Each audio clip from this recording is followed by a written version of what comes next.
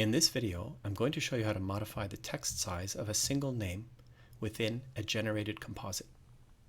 Normally, the font size of labels is defined in the portrait template, which is explained in another tutorial. Once the composites have been generated,